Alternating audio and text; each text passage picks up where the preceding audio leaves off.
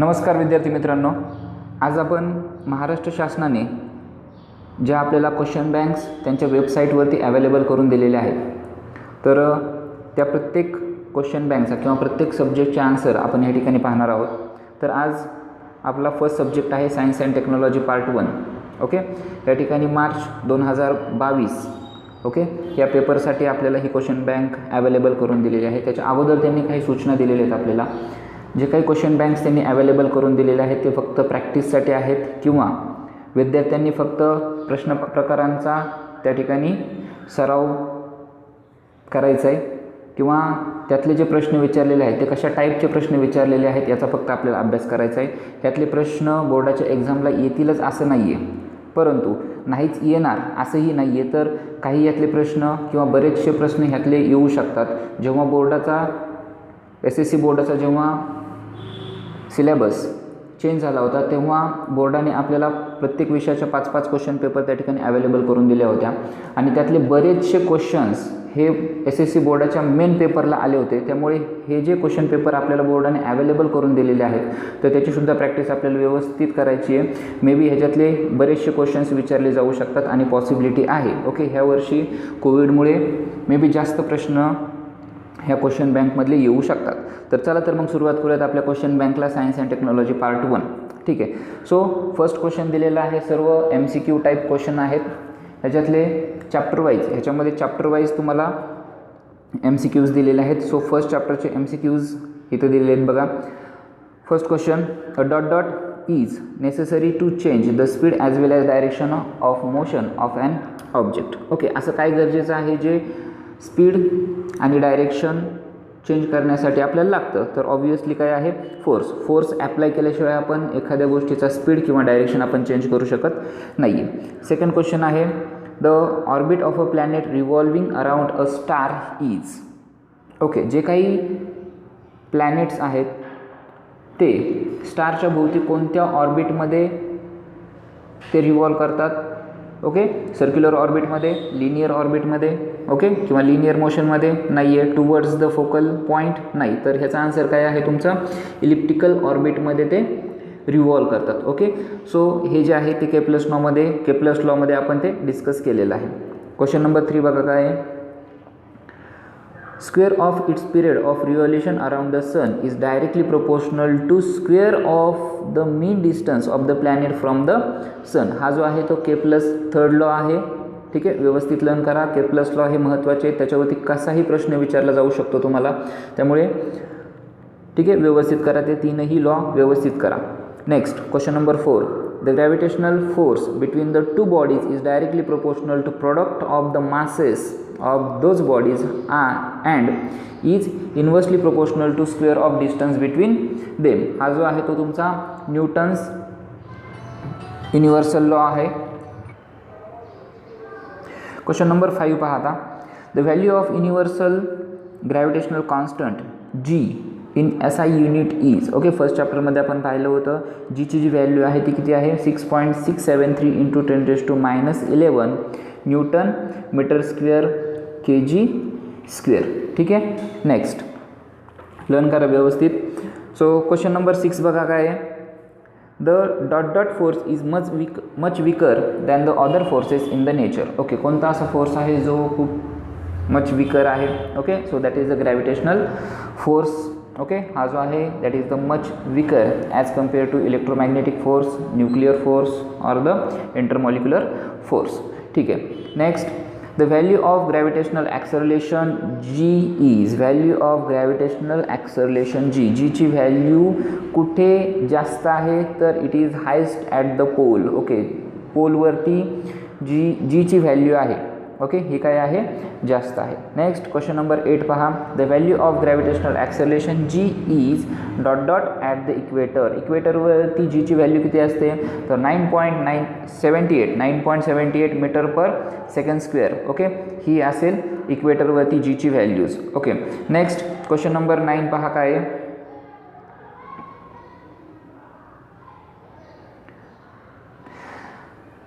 The free fall of an object is possible only in. Okay, free fall कुठं possible आहे? एअरमध्ये, व्हॅक्यूममध्ये, on the surface of the earth, none of these. तर free fall कुठे possible आहे? फक्त व्हॅक्यूममध्ये पॉसिबल आहे. ओके, ज्या ठिकाणी कोणतेही एअर मॉलिक्युल्स नाही आहेत किंवा डस्ट नाही आहे किंवा स्मोक नाही आहे, अशा ठिकाणी फक्त व्हॅक्यूममध्ये फ्री फॉल हा पॉसिबल आहे. Next, the weight of any object on the moon is nearly ... of the weight of the earth. So किती टाईम्स आहे? तर 1/6 of the weight of the earth. Okay, मूनवरचं जे वेट आहे ते 1/6 टाईम ऑफ द अर्थ आहे. Next, question number 11.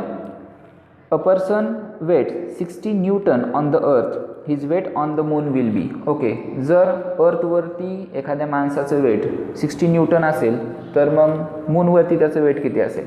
ठीक आहे, तर आपण काय करणार आहोत? कॅल्क्युलेशन करा. पर्सन्स वेट 60 दिलेलं आहे तुम्हाला, हे माहिती आहे आपल्याला. So 60 multiplied by 1/6. सो 6 1 चा 6 आणि 6 10 चा 60, बरोबर. सो 10 1 चा 10, म्हणजे आपला आन्सर काय येणार आहे? 10 न्यूटन. ओके, हे असेल आपलं answer. Question number 12.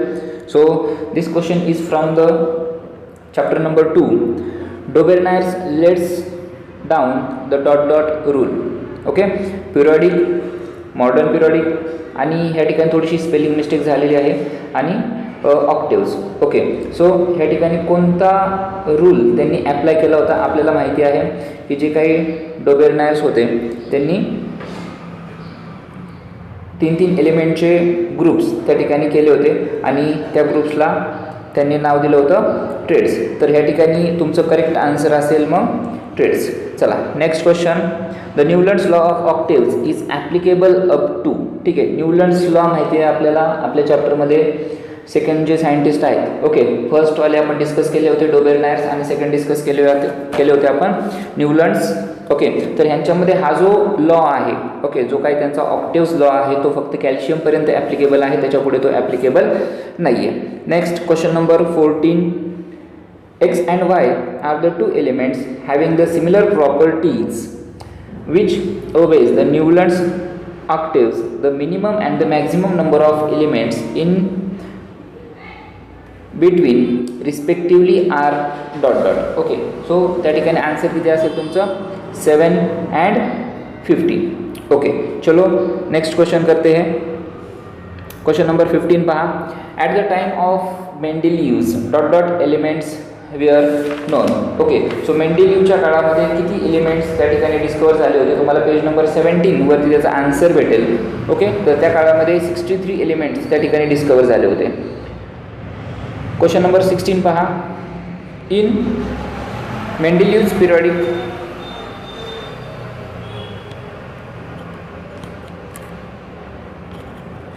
Question number 16 पहा. In Mendeleev's periodic table, Ica silicon was later named as. Okay, इका सिलिकॉन त्यांनी अगोदर मेंडेलिव्हजने इका सिलिकॉन, इका बोरॉन, ओके, आणि इका ॲल्युमिनियम, इका बोरॉन, इका ॲल्युमिनियम आणि इका सिलिकॉन अशी 3 नावं त्या ठिकाणी दिली होती.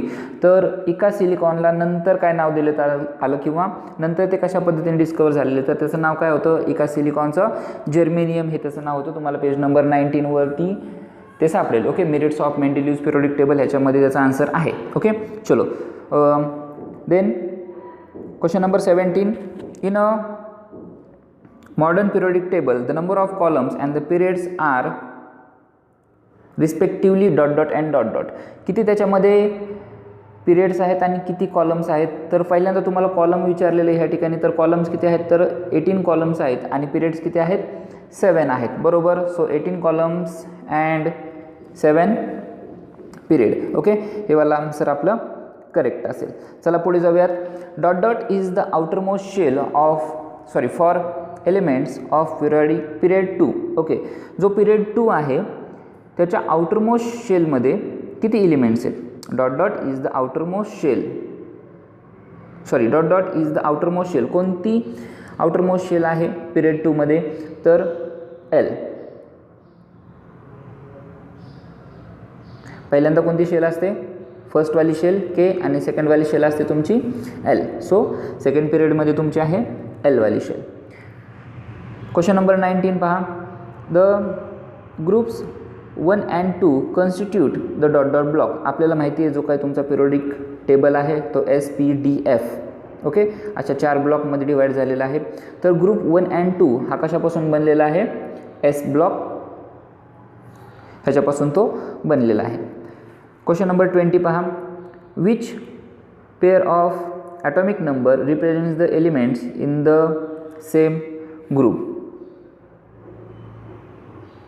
which pair of atomic numbers represent element in the same group. Okay, so कोणती पेअर आहे? 19 and 11. ओके, ही वाली जी पेअर आहे ती काय करते आहे? सेम ग्रुपमध्ये आहेत असं रिप्रेझेंट करते आहे. Next, which among the following element would lose and the electron easily. कोणता असं एलिमेंट आहे जो लवकर इलेक्ट्रॉन लॉस करतो किंवा लूज करतो? Okay, so that is the sodium. Okay, sodium असा आहे जो इलेक्ट्रॉन पटकन देऊन टाकतो, डोनेट करतो किंवा लूज करतो. नेक्स्ट, क्वेश्चन नंबर 22 पहा. Which among the following is a largest element. Largest element कोणता आहे? ओके, आपल्याला माहिती आहे जसं आपण टॉप टू बॉटम जातो तेव्हा जे ॲटम आहेत, ॲटमची साईज काय होत जाते? वाढत जाते. बिकॉज नंबर ऑफ शेल्स ज्या आहेत ह्या काय होत जातात? एक एकने वाढत जातात. त्यामुळे ह्या ठिकाणी सोडियमच्या खाली कोण आहे तुमचा? पोटॅशियम आहे. त्यामुळे पोटॅशियम जो आहे तो कसा असेल? लार्जेस्ट एलिमेंट असेल.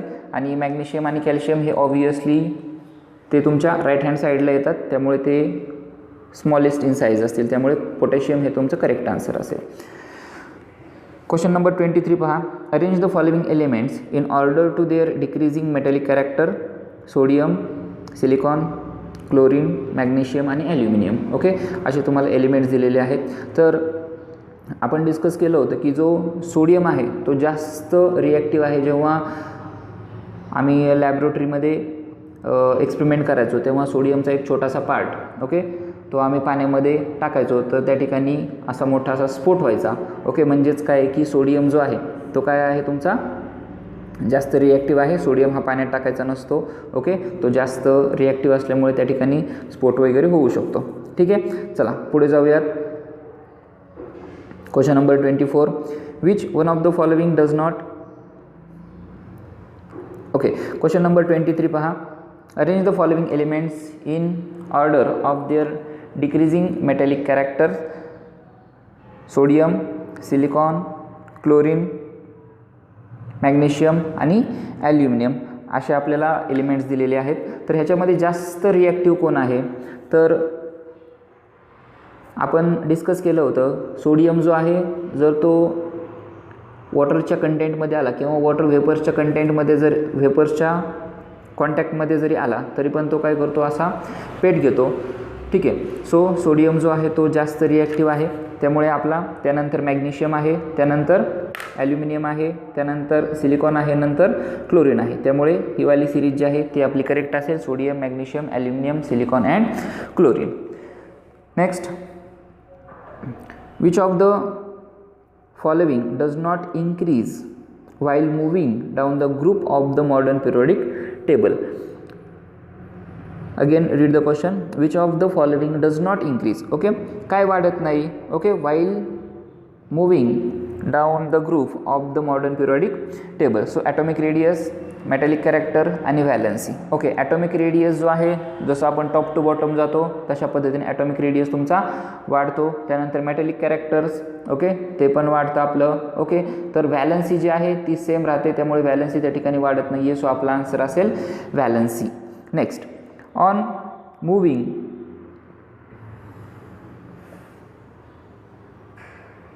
Moving from left to right in a modern periodic table the size of the atom काय होत जाते? डिक्रीज का इन्क्रीज? It is decrease. जसं आपण लेफ्ट टू राईट जातो आहे मॉडर्न पिरियोडिक टेबलमध्ये साइज ऑफ द ॲटम काय होत जाते? डिक्रीज होत जाते. कारण की इंटरमॉलिक्युलर फोर्स ऑफ अट्रॅक्शन माहिती आहे आपल्याला जास्त वाढतं. ओके, जो काही न्यूक्लियस आहे आणि जे आउटरमोस्ट शेल आहे, न्यूक्लियस काय करतो? आउटरमोस्ट शेलला आतमध्ये ओढून घेतो. म्हणजेच त्या ठिकाणी इंटरमॉलिक्युलर फोर्स ऑफ अट्रॅक्शन त्या ठिकाणी वाढते. त्यामुळे ॲटॉमिक साईज जी आहे ती डिक्रीज होत जाते. Next, which of the following statement about the modern periodic table is correct. Okay, यातलं कोणतं स्टेटमेंट करेक्ट आहे असं त्यांनी विचारले आपल्याला. पहा, सो 12 हॉरिझॉन्टल रोज आर नोन ॲज ए पिरियड. ओके, ज्या हॉरिझॉन्टल रोज असतात त्यांना आपण पिरियड बोलतो का? नाही. ओके, त्यांना आपण काय बोलतो? कॉलम्स बोलतो. त्यामुळे फर्स्टवाला सेंटेन्स रॉंग आहे तुमचं. 7 vertical columns. Okay, 7 vertical columns okay are known as a periods. नाही, 7 व्हर्टिकल हे पण चुकीचं आहे. त्यानंतर सी बघा, 18 vertical columns are known as groups. Okay, हे बरोबर आहे तुमचं. जे काही उभे कॉलम्स आहेत त्यांना आपण काय बोलतो? ग्रुप्स बोलतो. आणि मॉडर्न पिरियोडिक टेबलमध्ये टोटल तुमचे 18 ग्रुप्स आहेत. आणि डीवाला ऑप्शनसुद्धा करेक्ट आहे बघा. 7 ज्या हॉरिझॉन्टल रोज आहेत. ओके, 7 हॉरिझॉन्टल रोज आर नोन ॲज पिरियड्स, हे पण तुमचं स्टेटमेंट करेक्ट आहे. सो सी आणि डी हे दोन्ही पण आपले करेक्ट असतील. त्यानंतर क्वेश्चन नंबर आपण 27 करूयात. The D block element are called as a dot dot elements. Okay, D block एलिमेंटला आपण काय बोलतो? Okay, SPD. डी जो आहे तो कुठे असतो? मध्ये असतो. ठीक आहे, सो तो जो आहे त्याला आपण काय बोलतो? Transition elements. ओके, एस ब्लॉकला आपण बोलतो मेटल. ओके, पी ब्लॉकला नॉन मेटल. आणि मधला जो डी ब्लॉक आहे ओके त्याला आपण बोलतो transition element. Then question number 28 पहा. The size of an atom is indicated by its radius. Okay, कोणताही सर्कल असेल किंवा ॲटम असेल ओके, तर त्याची जी साईज आहे ती आपण कशी डिसाईड करतो? त्याच्या रेडियसवरून. ठीक आहे, जेवढा रेडियस जास्त असेल तेवढी त्याची साईज जास्त असेल. नेक्स्ट क्वेश्चन नंबर 29 पहा. Dot dot is the distance between the nucleus of the atom and its outermost shell. Dot dot is the distance between the nucleus. Okay, न्यूक्लियसपासून ते आउटरमोस्ट शेलपर्यंतचं डिस्टन्स काय बोलतो आपण त्याला? त्याला बोलतो आपण atomic radius. Next, atomic radius is expressed in the unit. Okay, atomic जो रेडियस आहे तो कशामध्ये मोजतात? तर पिकोमीटरमध्ये. हे एक खूप छोटं युनिट आहे जे की ॲटॉमिक रेडियस मेजर करण्यासाठी आपण यूज करतो. क्वेश्चन नंबर 31 पहा. The tendency of the element to form the cation. Cation कधी फॉर्म होतो? जेव्हा इलेक्ट्रॉन जो आहे तो डोनेट केला जातो किंवा लूज होतो. ओके, तेव्हा त्या ठिकाणी मेटॅलिक कॅरेक्टर येतं. ओके, सो जेव्हा कॅटायन फॉर्म म्हणजे काय की इलेक्ट्रॉन लूज होतो किंवा डोनेट केला जातो. The tendency of an element to forms the cation is the dot dot character of that element. So हे कोणाचं कॅरेक्टर आहे कॅटायन फॉर्म करणं? तर it is the metallic character of that element. Next, dot dot is in liquid form in the halogen family. Okay, halogen फॅमिलीमध्ये कोण liquid आहे? तर bromine. हे ब्रोमीन साहेब काय तुमचे लिक्विड फॉर्ममध्ये आहेत. बाकी सर्व कोण आहेत मग? Okay, chlorine, iodine, fluorine. Okay, हे सॉलिड फॉर्ममध्ये आहेत किंवा गॅसेस फॉर्ममध्ये आहेत. आयोडीन हा तुमचा सॉलिड फॉर्ममध्ये असतो. फ्लोरीन आणि क्लोरीन हे तुमचे गॅसेस फॉर्ममध्ये आहेत. आणि ब्रोमीन हा तुमचा लिक्विड फॉर्ममध्ये असतो. चला पुढे जाऊयात. 33 question. While going from top to bottom in a group the atomic radius. Atomic radius काय होत जातो? टॉप टू बॉटम वाढत जातो का कमी होत जातो? ओके, ऑब्वियसली काय होतो? वाढत जातो. कारण की नंबर ऑफ शेल्स ज्या आहेत ह्या वाढतात. त्यामुळे ॲटॉमिक रेडियस पण तुमचा इन्क्रीज होत जातो, वाढत जातो. ठीक आहे. 34 बघा.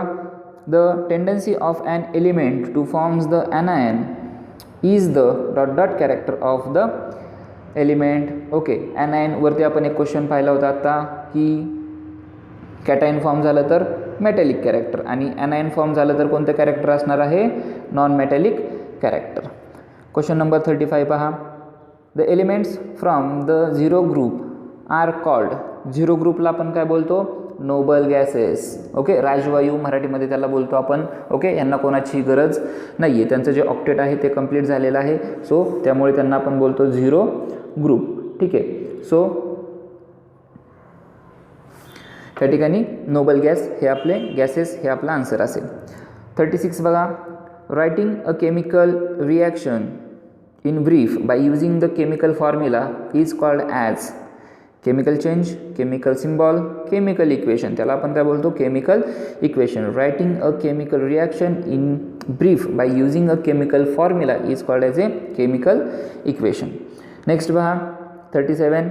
Wien the positive charge on an ion decreases or the negative charge on them decreases, it is called as dot dot, त्याला आपण काय बोलतो, oxidation. Next, the chemical reaction in which two or the more products are formed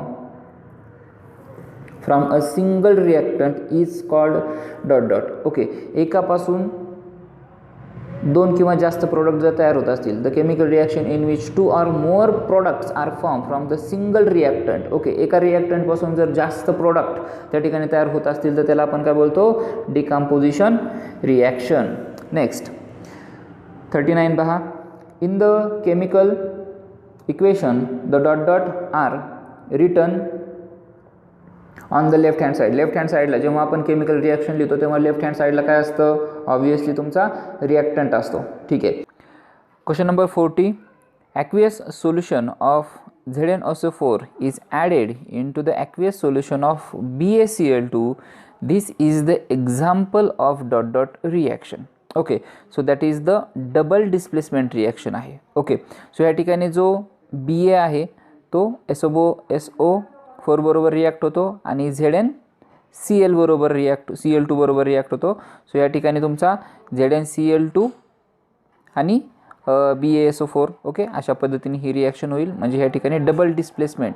okay, हे आपलं answer असेल. Question number 41 पहा काय, the unit of electrical power is. Okay, electrical power जी आहे ते आपण कशामध्ये मेजर करतो, वॅटमध्ये मेजर करतो. So unit of electrical power is watt.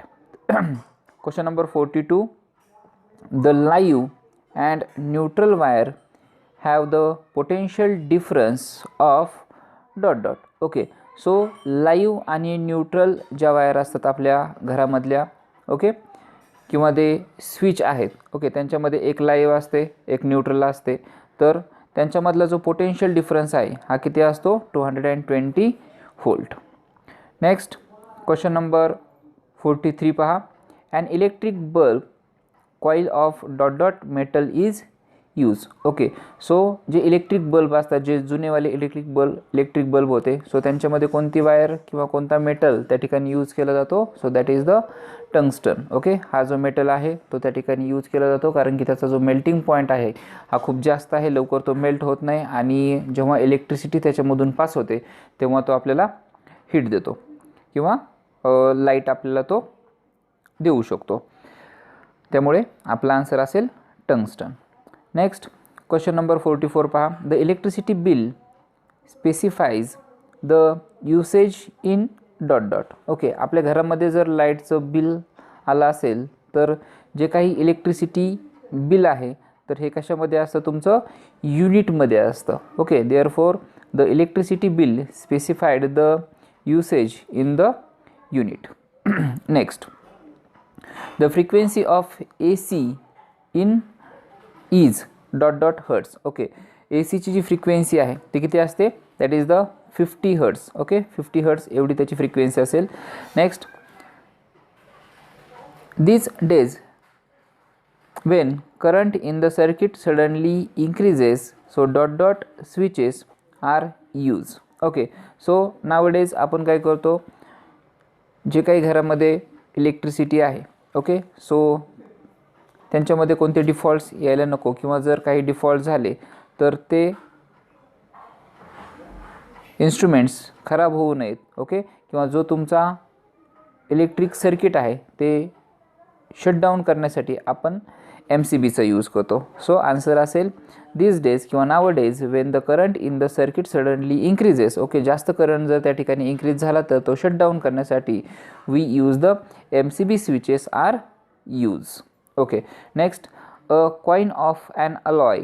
Okay, dot dot is used in an electric heater cooking as a resistor. Okay, so त्या ठिकाणी अलॉय म्हणजे काय, तुमचं दोन पेक्षा जास्त मेटल्स आपण जेव्हा एकत्र करतो, ओके, सो त्याला आपण काय बोलतो, अलॉय.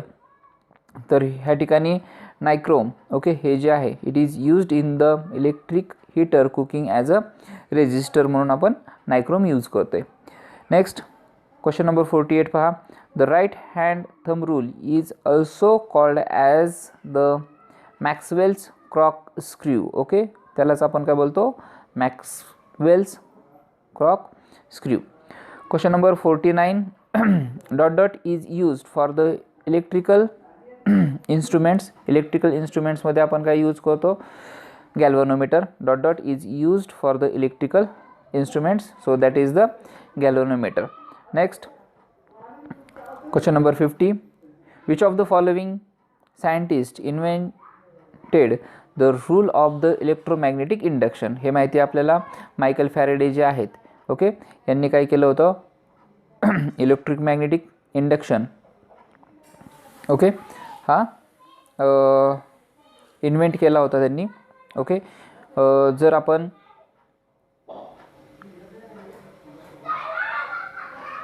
कॉइन किंवा जो तुमचा कंडक्टर आहे हा स्टेशनरी ठेवला आणि जो मॅग्नेट आहे तो जर आपण मूव केला तर त्या ठिकाणी काय तयार होतं, इलेक्ट्रिसिटी तयार होते. तर हा जो शोध आहे किंवा ह्याची जी डिस्कवरी आहे ती मायकल फॅरेडे यांनी केली होती. So that is called as A electromagnetic induction. Okay, तर हे जे इलेक्ट्रोमॅग्नेटिक इंडक्शन आहे ते मायकल फॅरेडे यांनी केलं होतं. Next, which of the following substance contracts on heating. Okay, कोणता असा खालचा सबस्टन्स आहे जो हीट केल्याच्या नंतर कॉन्ट्रॅक्ट होतो. तर आपल्याला माहिती आहे जेव्हा आपण एखाद्या सबस्टन्सला हीट करतो तेव्हा ते काय होतात, एक्सपांड होतात. परंतु ह्यातला कोणता असा सबस्टन्स आहे जो कॉन्ट्रॅक्ट होतो. Okay, so that is the ice. Okay, ion ह्या ठिकाणी this is the by mistake, let's correct it. So ice जो आहे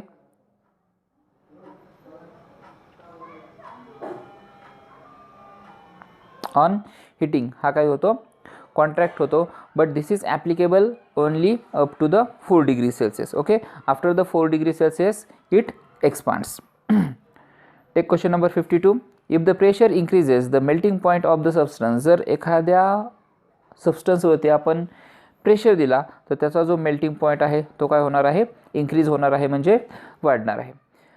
क्वेश्चन नंबर 53 पहा, the vapour content in the air is measured by. Okay, एअरमध्ये किती amount of water vapours आहेत तर हे आपण कशाने मेजर करतो, ॲब्सोल्यूट ह्युमिडिटी ह्याने आपण ते मेजर करतो.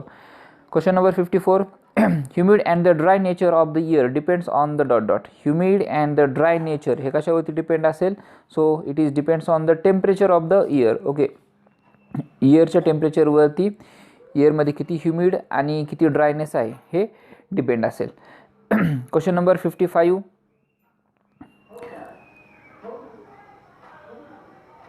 Vapours in the air condenses to forms.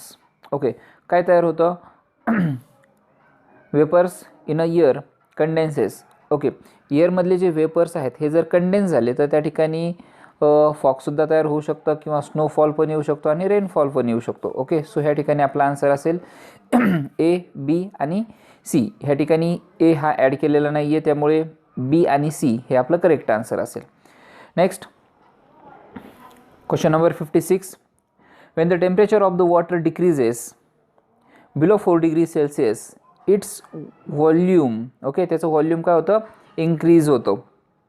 बरोबर, it is the anomalous behaviour of water. हे आपण त्या चॅप्टरमध्ये डिस्कस केलेलं आहे. When the temperature of the water increases. Okay, वॉटरचं टेम्परेचर जेव्हा 4 डिग्री सेल्सियसच्या अगोदर डिक्रीज होतं तेव्हा टेम्परेचर डिक्रीज झाल्याच्या नंतर त्याचं जे व्हॉल्यूम आहे ते काय होतं, इन्क्रीज होतं. नेक्स्ट,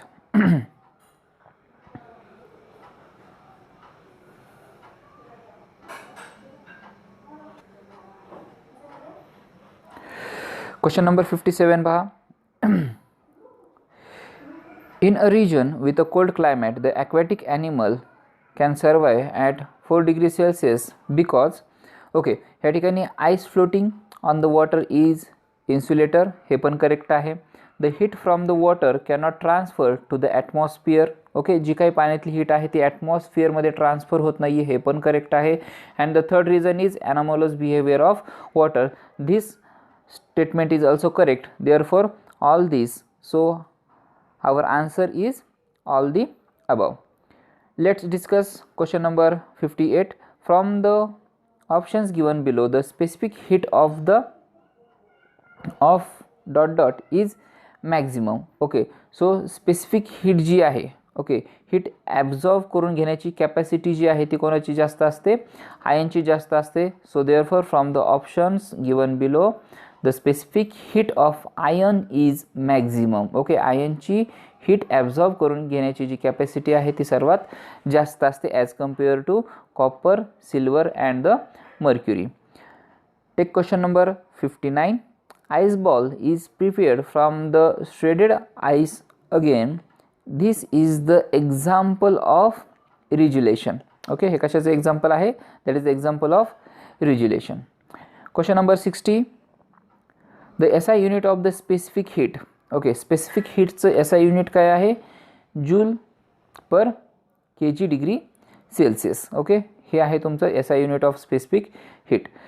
61 पहा काय, dot dot apparatus is use to study the anomalous behaviour of water and that is the Hope's apparatus. माहिती आहे, ह्याची डायग्राम पण इम्पॉर्टंट आहे जी तुम्हाला मे बी एक्झामला विचारली जाऊ शकते. Question number 62. Dot dot heat is necessary to raise the 1 kg of the water from the 14 degree celsius to 15 degree celsius. म्हणजे 1 डिग्री सेल्सिअसने वॉटरचं टेम्परेचर इंक्रीज करण्यासाठी आपल्याला किती हीट लागणार आहे, तर 4880 जूल एवढी हीट आपल्याला लागणार आहे. So 4180 joule heat is necessary to raise the 1 kg of water from the 14.5 degree celsius to 15.5 degree celsius. Question number 63. Due to dot dot pencil looks bent in water in the given experiment. कशामुळे ही जी pencil आहे ती आपल्याला bend झाल्यासारखी दिसते. Okay, तर that is the refraction of light. Okay, refraction of लाईटमुळे ही जी पेन्सिल आहे ती आपल्याला बेंड झाल्यासारखी ह्या ग्लासमध्ये दिसते. Take question number 64. In the following diagram if angle I is equals to 40 then angle E किती असणार आहे? आपल्याला माहिती आहे अँगल आय जो आहे तेवढाच काय असतो, अँगल ई असतो. आय फॉर इन्सिडंट अँड ह्या ठिकाणी ई जो आहे, ओके, जेवढा आय असेल तेवढाच हा तुमचा ई पण असेल. Therefore our correct answer is 40. Next, a ray of light strikes the glass slab at a angle of 40 with a surface of the slabs, then the angle of incidence will be. So angle of incident किती असणार ह्या ठिकाणी 50 असेल. Take question number 66. we see the sun even after it goes below the horizon because of the refraction of light. Okay, sun खाली गेल्याच्या नंतर सुद्धा आपल्याला प्रकाश दिसतो. This is because refraction of light. Take question number 67. Dot dot this is the unit of refractive index. refractive index unit काय आहे? Centimetre, metre, degree नाही. ह्याच्यामधलं कोणतंही रिफ्रॅक्टिव्ह इंडेक्सचं युनिट नाही आहे, तर रिफ्रॅक्टिव्ह इंडेक्सला कोणतंही युनिट नसतं, त्यामुळे refractive index has no unit. Take question number 68. n is equals to dot dot this law is also known as a Snell's law. तर स्नेल्स लॉ जो आहे ना तो काय सांगतो, sine I upon sine R सांगतो. पण ह्या ठिकाणी कोणताही ऑप्शन आपल्याला दिलेला नाही साईन आय अपॉन साईन आरचा, त्यामुळे इथले ऑप्शन जे आहेत हे थोडेसे मे बी चुकीचे आहेत. तर आपल्याला ह्या ठिकाणी काय पाहिजे, sine I upon sine R. Okay, so may be हा जो ऑप्शन आहे ना हा ऑप्शन असू शकतो. सो ह्या ठिकाणी साईन साईन हा जो वर्ड आहे तो ह्या ठिकाणी डबल झालेला आहे, परंतु इथला जर साईन साईन आपण बाय स्पेलिंग मिस्टेक झाला असेल तर sine I upon sine R हा वाला ऑप्शन तुमचा करेक्ट असेल. सो ह्या ठिकाणी sine I upon sine R, okay, ह्या ठिकाणी जे आहे sine I upon sine R हे वाला आन्सर आपलं करेक्ट असेल, परंतु ह्या ठिकाणी ऑप्शन दिलेला नाही आहे. चला पुढे जाऊयात 69 क्वेश्चनकडे. Light of the different colour are used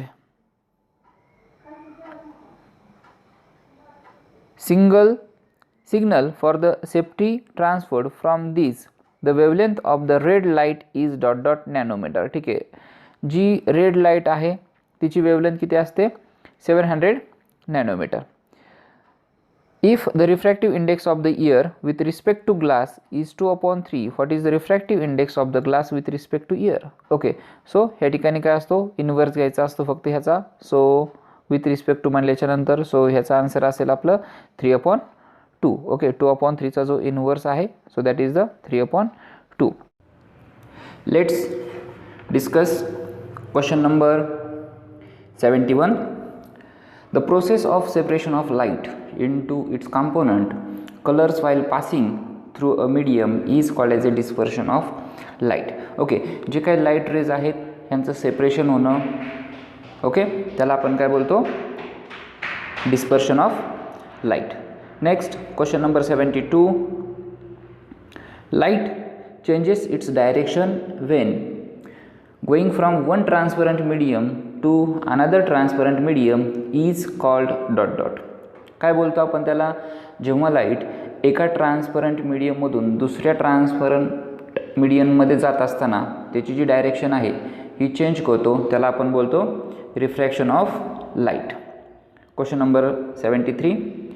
a ray of light gets refracted dot dot while entering the lens. Okay, किती वेळा तो रिफ्रॅक्ट होतो, तर फक्त एकदाच, that is once. A ray of light gets refracted once while entering the lens. Next question number 74.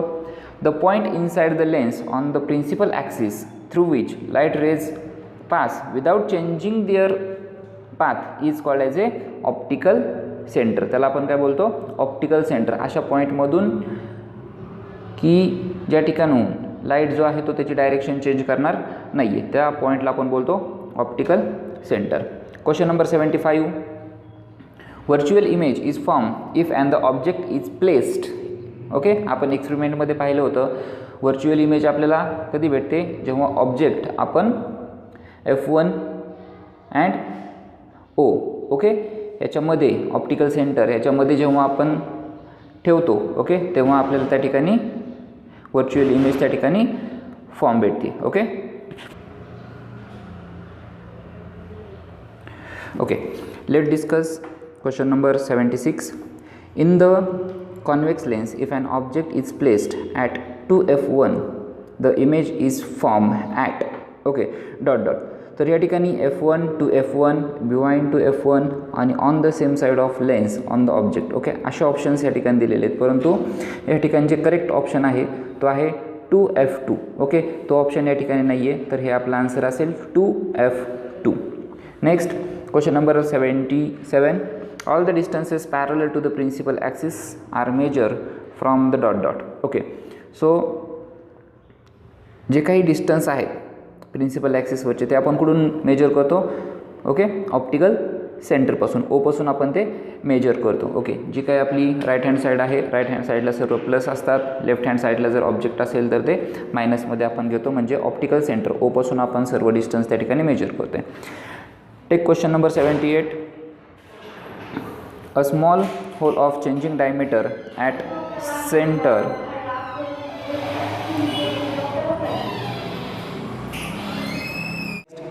question. A small hole of changing the diameter at center if iris is called dot dot. Okay, त्याला आपण काय बोलतो, pupil. A small hole of changing the diameter at the center of iris is called as a pupil. Next, for a normal human eye the near point is, near point किती normal human eye चा, that is a 25 centimeter is the answer. The image formed by dot dot lens is always virtual and small. Okay, so the image formed by biconcave lens is always virtual and small. Question number 81. In a relaxed state the focal length of healthy eye is, okay, healthy eyes चा जो focal length आहे तो किती आहे, that is a 2 centimeter. Next question number 82. For specific glass lens f is equals to 0.5, this is only information given to the students which types of the lens is given to him and what is its power. Okay, so याची power किती असणार आहे, power is 2D आणि कोणती lens असणार आहे, convex lens असेल. Next question number 83 बघा. इन मायोपिया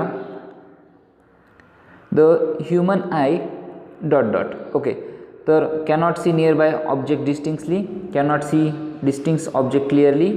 सो त्याचा आन्सर असेल तुमचं cannot see nearby as well as the distinct object clearly. Okay, त्याला आपण काय बोलतो, मायोपिया, म्हणजे जवळचं पण दिसत नाही आणि दूरचं पण आपल्याला दिसत नाही आहे. Cannot see nearby as well as the distant objects clearly. Okay, दूरच्या आणि जवळच्या गोष्टी व्यवस्थित दिसत नाही, त्याला आपण बोलतो मायोपिया. नेक्स्ट आहे आपला question number 84. Due to elongation of dot dot and increase in curvature of the eye lens, a person cannot see distinct objects clearly. Okay, so याचा आन्सर असणार आहे तुमचा आयबॉल. ठीक आहे. Next, due to elongation, sorry, next 85. In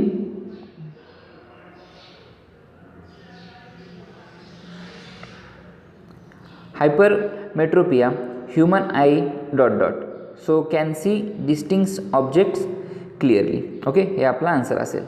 question number 86 बघा काय, focal lens is required to correct dot dot defect. So ह्या ठिकाणी ऑप्शन्स बघा कोणकोणते दिलेले आहेत, मायोपिया, हायपरमेट्रोपिया आणि प्रीस बायोपिया. ओके, तर हे जे आहे हे आपलं करेक्ट आन्सर असेल, presbyopia. Next 87. Dot dot times larger image can be obtain by using the simple microscope. Simple मायक्रोस्कोपचा यूज करून आपण 20 टाइम एवढी मोठी इमेज त्या ठिकाणी तयार करू शकतो किंवा फॉर्म होऊ शकते. Question number 88. Dot dot is combination of the two convex lenses with small focal length. Okay, so answer आहे आपलं compound microscope. Compound microscope is a combination of the two convex lenses with small focal length. 89 पहा, bronze is an alloy of. Okay, so जे bronze आहे, okay, हे कशापासून बनलेलं असतं, copper and tin. Okay, so आपला आन्सर असेल copper and tin. Next question number 90. Dot dot is an alloy made from the iron, nickel and the chromium. Okay, so आपल्या घरामधली जी भांडी आहेत ही कशापासून बनलेली असतात, iron, nickel and chromium. So आपलं आन्सर असेल stainless steel. Okay, iron, nickel आणि क्रोमियमपासून ती बनलेली असतात. Okay, next question number 91. Dot dot is a basic oxide. So basic oxide कोणता आहे आपला, K2O. Next 92. In electrolytic reduction of ॲल्युमिना dot dot is used as a cathode. Okay, so cathode म्हणून आपण काय यूज करतो त्या ठिकाणी, we use graphite as a cathode. Question number 93. Iron is dot dot. Okay, so it is the less reactive aluminium. बरोबर, iron is less reactive aluminium. Next 94. If copper, iron, zinc and aluminum elements are arranged in increasing order of their reactivity, then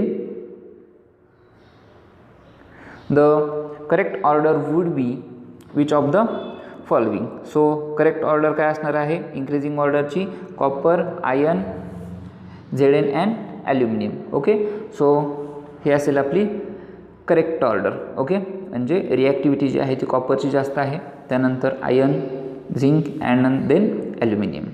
next question number 95. Which of the following method is use to prevent accumulation of a green layer on the brass due to corrosion. ठीक आहे, so या ठिकाणी greenish layer येऊ नये. Okay, यासाठी आपण काय करतो, that is the tinning. Okay, tinning आपण त्या ठिकाणी यूज करतो. Next question number 96. In Wilfley table method to separate particles of the गँग्यू, so gravitation method is use. हे माहिती आहे आपल्याला, विल फ्लाय टेबल मेथडमध्ये आपण डिस्कस केलं होतं. Aluminium oxide is dot dot oxide, that is a amphoteric. Okay, aluminium oxide जे आहेत हे कसे आहेत तुमचे ॲम्फोटेरिक ऑक्साईड्स आहेत.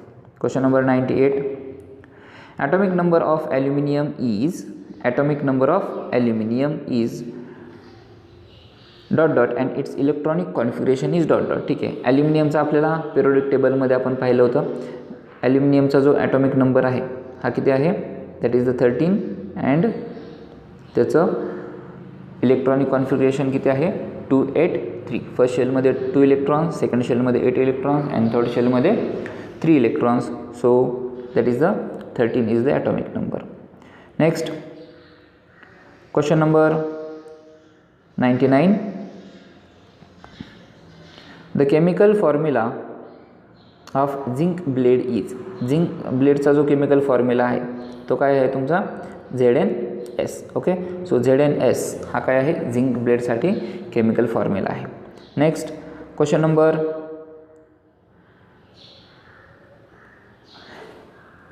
11. Extraction of moderately reactive elements is done by dot dot and dot dot method. So कोणती मेथड आहे, roasting and calcination मेथडने आपण जे काही मॉडरेटली रिॲक्टिव्ह एलिमेंट्स आहेत त्यांना आपण एक्स्ट्रॅक्ट करू शकतो. Next question number 101. Corrosion of silver causes a black layer of silver sulphide. Okay, so corrosion of silver causes a black layer of silver sulphide. Question number 102. To prevent the corrosion of the iron and the steel.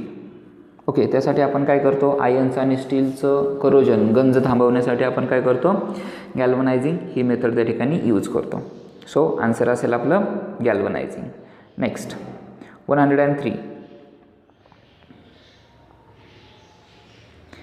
In separation of aqua regia hydrochloric acid and dot dot acid is mix. ठीक आहे, aqua regia okay हे बनवण्यासाठी आपण HCl आणि HNO3 म्हणजेच आपण काय use करतो, नायट्रिक ॲसिड त्या ठिकाणी यूज करत असतो. सो आपला आन्सर असेल nitric acid.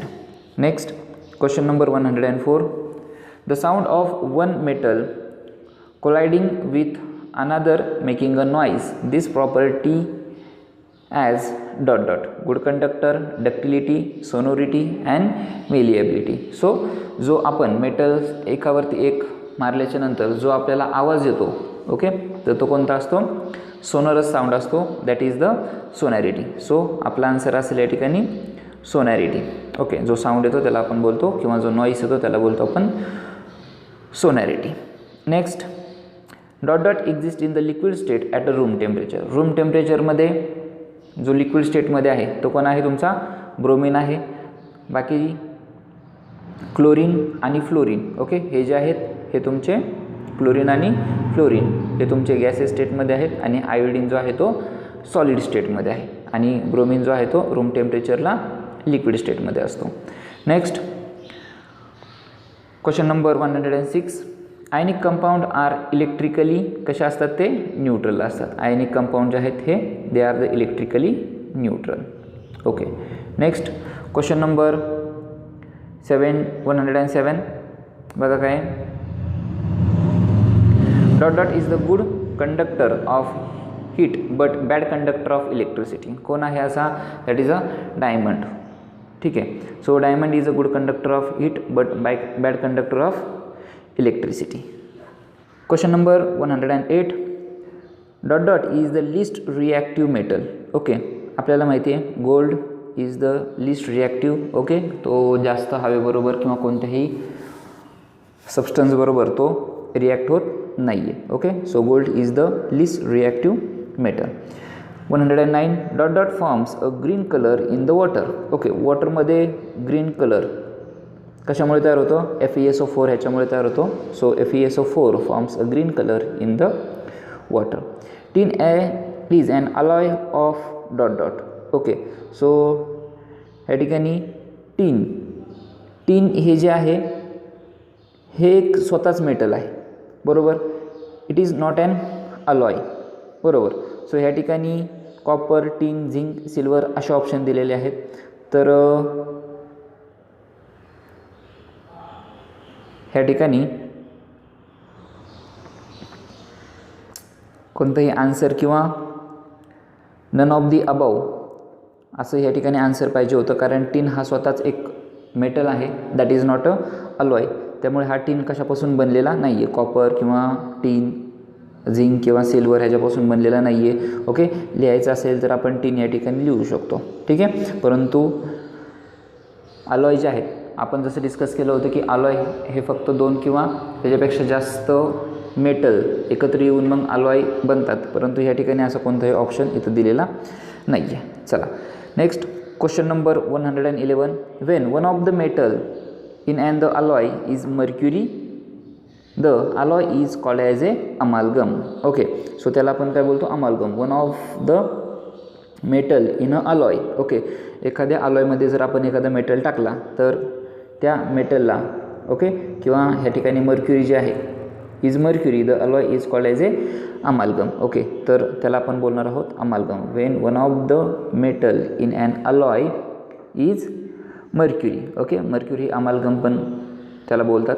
Okay, the alloy is called as a amalgam. Next, the minerals from which the metal can be separated economically are called as a ores. ठीक आहे, ही ओरची डेफिनेशन आहे. Minerals from which the metal can be separated economically are called as a ores.